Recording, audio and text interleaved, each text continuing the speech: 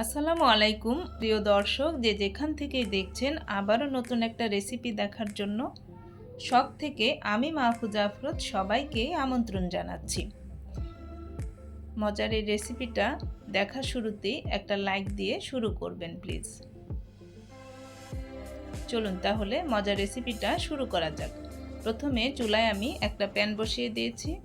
এখন আমি রান্নার রেগুলার সয়াবিন তেল দিয়ে দিলাম 2 টেবিল চামচ।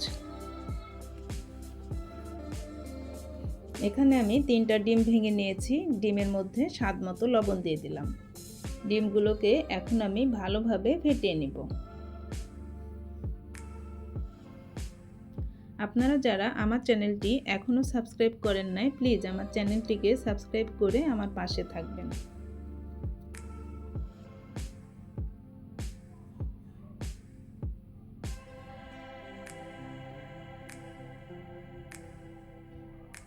এই রেসিপিটা এত মজা হয়, আপনারা একবার এই রেসিপিটা তৈরি করলেই এই রেসিপির ফ্যান হয়ে যাবেন। ভাবছেন আমি চাপা মারছি? মাঝে মাঝে চাপাও মারতে হয়, তাই না? আমি কতটা ঠিক বলেছি আপনারা এই রেসিপিটা একবার করলেই বুঝতে পারবেন।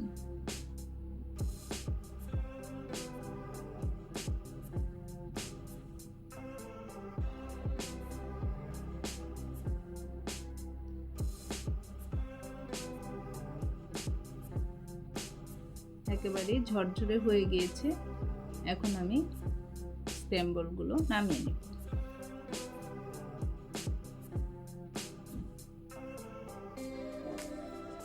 চুলায় আবার আমি একটা প্যান বসিয়ে 2 টেবিল চামচ তেল দিয়ে দিলাম, আর দিয়ে দিচ্ছি 2টা দারচিনি আর 2টা এলাচ। এখন দিয়ে দিচ্ছি এখানে 1 কাপের মতো পেঁয়াজ কুচি।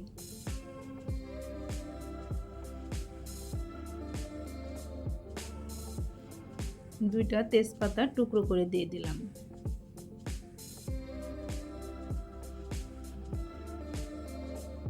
পেঁয়াজটাকে ভেজে ব্রাউন কালারের মতো করে নিব।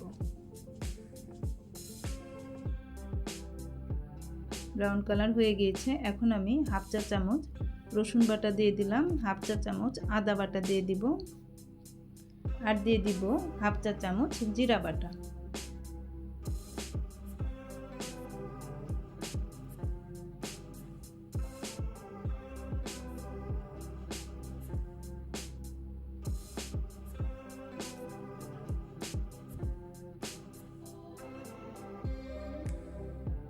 ধনিয়ার গুঁড়ো দিয়ে দিলাম আমি হাফ চা চামচ, মরিচের গুঁড়ো দিয়ে দিলাম আমি 1 চা চামচ, আর হলুদের গুঁড়ো দিয়ে দিলাম আমি হাফ চা চামচের চেয়েও কম।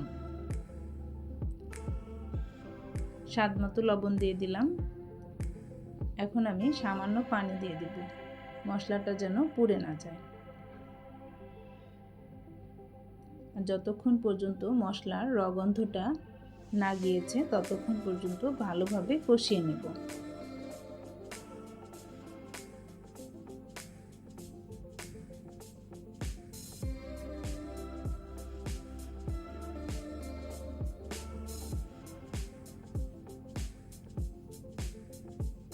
মশলাটা ভালোভাবে কষে গিয়েছে।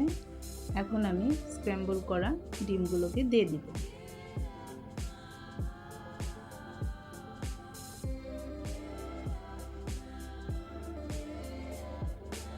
ভালোভাবে নাড়িয়ে মশলাগুলো ভালোভাবে ডিমের সঙ্গে মিশিয়ে নেব।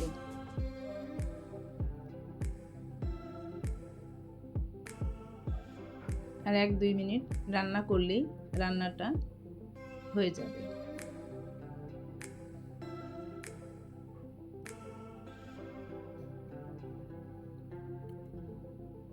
কাঁচামরিচ টুকরো দিয়ে দিলাম আমি এখানে কয়েকটা, আর দিয়ে দিচ্ছি ধনিয়ার পাতা কুচি।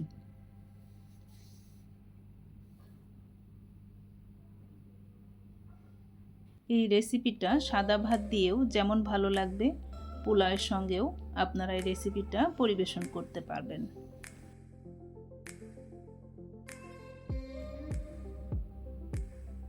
দেখেন কতটা লোভনীয় হয়েছে।